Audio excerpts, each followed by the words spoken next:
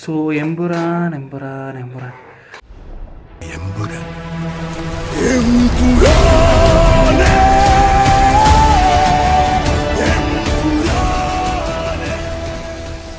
നമ്മുടെ first Malayalam video ചെയ്യാൻ ഇതിൽ നല്ല ഓപ്പർച്യൂണിറ്റി ഉണ്ടെന്ന് ഞാൻ വിശ്വസിക്കുന്നില്ല. സോ ആക്ച്വലി ഞാൻ പ്ലാൻ ചെയ്തിരുന്നത് എമ്പുരാൻ റിലീസ് ചെയ്തിട്ട് അതിൻ്റെ റിവ്യൂ ആയിട്ടാണ് ഫസ്റ്റ് മലയാളം വീഡിയോ പ്ലാൻ ചെയ്തിരുന്നത്. പക്ഷേ എമ്പുരാൻ്റെ ട്രെയിലർ ഡ്രോപ്പ് ചെയ്തപ്പോൾ അതിൻ്റെ ഗൂസ് ബംസ് ഇതുവരെ പോയിട്ടില്ല. അതുകൊണ്ടാണ് ഞാൻ ഇന്ന് ഈ വീഡിയോ ഇടുന്നത്.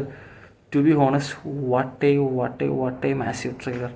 ഒരു 4 മിനിറ്റ് കൊണ്ട് 3 മണിക്കൂർ സിനിമയുടെ എല്ലാ എലമെൻസും മാക്സിമം അവർ ബ്ലെൻഡ് ചെയ്യാൻ നോക്കിയിട്ടുണ്ട് ട്രെയിലറിലോട്ട്. അതുമാത്രമല്ല, നമുക്കറിയാം ലൂസിഫർ എന്ന് പറഞ്ഞ സിനിമ നമുക്ക് ഇഷ്ടമാകും. കാരണം അതിൽ ഒരുപാട് സീക്വൻസ് മാത്രമല്ല, പക്ഷെ അതിൻ്റെ സ്റ്റോറി എങ്ങനെയാണ് കഥയിലേക്ക് ബ്ലെൻഡ് ആയിരിക്കുന്നത് എന്നുള്ളതുകൊണ്ടാണ് ഞാൻ ഓർക്കുന്നത്. 2019 മാർച്ച് ഇതേ സമയത്താണ് ലൂസിഫർ റിലീസ് ചെയ്തത്, ഞാൻ കോളേജിൽ പഠിക്കുന്ന സമയത്ത്. അതിനുശേഷം 2025 എമ്പുരാൻ, അതായത് ലൂസിഫറിൻ്റെ സെക്കൻഡ് പാർട്ട് റിലീസാവുന്നത്. സോ ഏറെക്കുറെ 6 വർഷം കൊണ്ട് സിനിമ എന്ന് പറയുന്ന ഒരു പ്രസ്ഥാനം ഒരുപാട് മാറ്റം വന്നു, ഒരുപാട് ചേഞ്ചസ് വന്നു. എങ്ങനെയാണ് വ്യൂവേഴ്സ് സിനിമേനെ കാണുന്നത് എല്ലാം മാറി. അപ്പോൾ ഈ 6 വർഷം കൊണ്ട് വരുന്ന മാറ്റത്തെ അത് ഞാൻ ശരിക്കും പറഞ്ഞാൽ എമ്പുരാൻ്റെ ട്രെയിലർ ഇറങ്ങിയതിന് ശേഷം ഞാൻ ലൂസിഫറിൻ്റെ ട്രെയിലർ ഒന്നുകൂടി പോയി റീവിസിറ്റ് ചെയ്തു. ഈ 2 ട്രെയിലറും കമ്പയർ ചെയ്യുമ്പോൾ തന്നെ ആ 2 സിനിമയുടെ സ്കെയിലിങ്ങിലുള്ള വ്യത്യാസം നമുക്ക് ക്ലിയർ ആൻഡ് എവിഡൻ്റ് ആയിട്ട് കാണാൻ പറ്റും. അപ്പം ഈ ഒരു മാറ്റത്തെ എങ്ങനെയാണ് പൃഥ്വിരാജ് എന്ന് പറയുന്ന വിഷണറി ഫിലിം മേക്കർ എങ്ങനെയായിരിക്കും ഇൻറ്റഗ്രേറ്റ് ചെയ്തിരിക്കുന്നതെന്ന് ഉള്ളത് ഭയങ്കര ക്യൂരിയോസിറ്റിയോടുകൂടിയാണ് ഒരു ഫിലിം ലവർ എന്ന നിലയ്ക്ക് ഞാൻ നോക്കിക്കാണുന്നത്. So as an audience to be honest, I'm really kicked up for this movie. So അങ്ങനെയാണ് ഈ മൂവിയുടെ ഹൈപ്പിനെ കുറിച്ച് എനിക്ക് പറയാനുള്ളത്.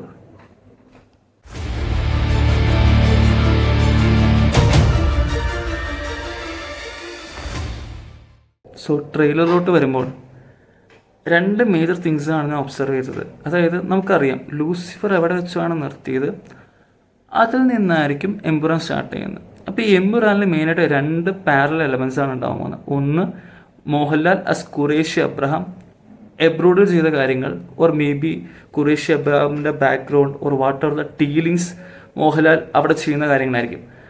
രണ്ടാമത്തെ ഭാഗം കേരളത്തിലെ സിറ്റുവേഷൻ. സോ ഈ ട്രെയിലറിൻ്റെ ഫസ്റ്റ് പാർട്ടിൽ തന്നെ PK രാംദാസ് പറയുന്ന ഒരു ഡയലോഗുണ്ട്. അതായത് എൻ്റെ മക്കളല്ല എൻ്റെ പിന്തുടർച്ചക്കാർ, എന്നെ പിന്തുടരുന്നവരാണ് എൻ്റെ മക്കൾ. അതിൽ നിന്ന് തന്നെ നമുക്കൊരു കാര്യം മനസ്സിലാക്കാം. ടോവിനോ ഈ സിനിമയിൽ ഒരു നെഗറ്റീവ് ഷെയ്ഡ് അല്ലെങ്കിൽ ഒരു ഗ്രേ ഷെയ്ഡായിരിക്കും വരാൻ പോകുന്നത്.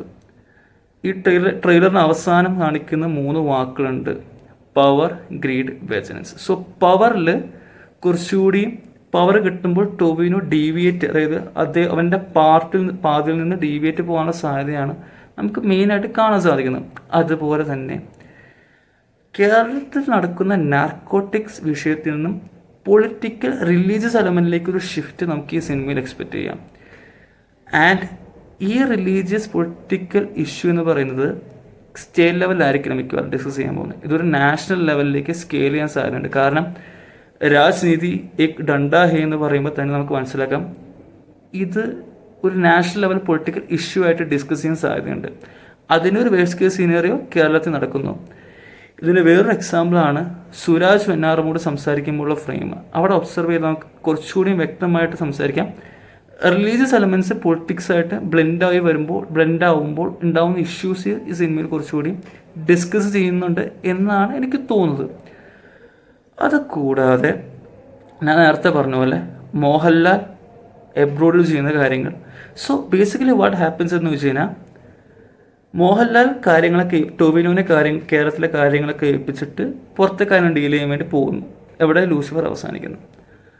കേരളത്തിലെ അവസ്ഥ മോശമാകുന്നു. മോഹൻലാൽ തിരിച്ചു വിളിക്കപ്പെടുന്നു. മോഹൻലാൽ തിരിച്ചു വരേണ്ടി വരുന്നു. ടോവിനോയും മഞ്ജു വാര്യരും തെറ്റുന്നു. അപ്പോൾ ഈ ഒരു മോശം സിറ്റുവേഷനെ കേരളത്തിൽ നിന്ന് മോഹൻലാൽ എങ്ങനെ കരകയറ്റും, ഇതായിരിക്കും ബേസിക് പ്ലോട്ട് ലൈൻ എന്നാണ് എനിക്ക് തോന്നുന്നത്. പക്ഷേ മോഹൻലാലിൻ്റെ ബാക്ക്ഗ്രൗണ്ട് അല്ലെങ്കിൽ ബാക്ക് സ്റ്റോറിയിലും മോഹൻലാൽ എബ്രോഡ് ചെയ്യുന്ന ഒരുപാട് കാര്യങ്ങളിലും ഒരുപാട് സ്റ്റണ്ണിങ് സീക്വൻസ് ആൻഡ് വിഷ്വൽസ് ഒക്കെ കംപ്ലീറ്റ്ലി എക്സ്പെക്റ്റ് ചെയ്യാം. ബിക്കോസ് ലൂസിഫറിൽ തന്നെ ഒരുപാട് സ്റ്റണ്ണിങ് ഫ്രെയിംസും സീക്വൻസും നമുക്ക് കാണാൻ പറ്റിയിട്ടുണ്ട്. അതുകൊണ്ടാണ് ഇന്നും ലൂസിഫറിന് വളരെ വളരെയധികം റിപ്പീറ്റ് വാല്യൂ ഉള്ളത്. ഇൻട്രോ സീനാണെങ്കിലും ലൂസിഫറിൽ ക്ലൈമാക്സ് സീനാണെങ്കിലും ഒരുപാട് ഫ്രെയിംസ് ഉണ്ട്, നമുക്ക് വീണ്ടും വീണ്ടും കാണും. As A fan boy, as A Malayali audience നമ്മളെ എൻഗേജ് ആക്കുന്ന, നമുക്ക് ഗൂസ് ബംസ് തരുന്ന ഒരുപാട് ഫ്രെയിംസ് ഉണ്ട്. അതുപോലെ ഒരുപാട് ഫ്രെയിംസ് എമ്പുരാനിലും ഉണ്ടാവും.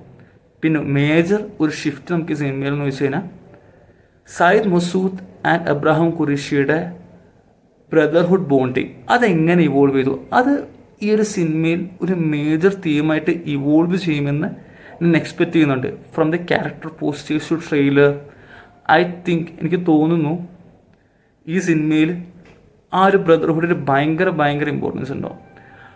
അതുകൂടാതെ ഞാൻ പറഞ്ഞല്ലോ സ്റ്റണ്ണിങ് വിഷ്വൽസ്, സ്റ്റണ്ണിങ് സീക്വൻസ് ഈ സിനിമയിൽ അതായിരിക്കും ഈ സിനിമയിൽ മേജർ ഹൈലൈറ്റ് ആയിട്ട് വരുന്നത്. ഒരു മേജർ പ്ലോട്ടിൽ ഒരുപാട് സ്റ്റണ്ണിങ് സീക്വൻസും വിഷ്വൽസും നല്ല രീതിയിൽ ഇൻ്റഗ്രേറ്റ് ചെയ്തിട്ടുണ്ടാവാം. അതുകൂടാതെ ഒരുപാട് ഹിഡൻ ഡീറ്റെയിൽസ്, ഈ ഹിഡൻ ഡീറ്റെയിൽസ് ആയിരിക്കും ലൂസിഫറിൻ്റെ തേർഡ് പാർട്ടിന് സ്കോപ്പ് കൊടുക്കുന്നത്. സോ എൻ്റെ വിശ്വാസം ഈ സ്റ്റണ്ണിങ് സീക്വൻസും വിഷ്വൽസും എല്ലാം നല്ല രീതിയിൽ കഥയുമായി ബ്ലെൻഡ് ആയിട്ടുണ്ടെങ്കിൽ this is going to be a massive hit. Box office തൂക്കിയടിക്കും. അതുമാത്രമല്ല നമുക്കറിയാം ലാലേട്ടൻ്റെ ബോക്സ് ഓഫീസ് പവർ നമുക്ക് എല്ലാവർക്കും അറിയാം. സോ ഇതെല്ലാം കറക്റ്റായിട്ട് വന്നിട്ടുണ്ടെങ്കിൽ, ഈ സ്റ്റണ്ണിങ് സീക്വൻസ് കഥയുമായിട്ട് നല്ല എൻഗേജിങ് ആയിട്ട് ബ്ലെൻഡ് ആയിട്ടുണ്ടെങ്കിൽ മലയാളം ബോക്സ് ഓഫീസ് കണ്ട എക്കാലത്തെ മികച്ച ഹിറ്റ്, അല്ലെങ്കിൽ എനിക്ക് തോന്നുന്നു ഇന്ത്യൻ ബോക്സ് ഓഫീസ് റെക്കോർഡ് വെട്ടിക്കില്ല, നമ്മുടെ റെക്കോർഡെല്ലാം വെട്ടിക്കാനുള്ള എല്ലാ പൊട്ടൻഷ്യലി സിനിമയ്ക്കുണ്ട്. അതാണ് എനിക്ക് ലൂസിഫറിനുള്ള hype. So that's all about Emperor trailer and my thoughts on Emperor trailer. See you on the next video.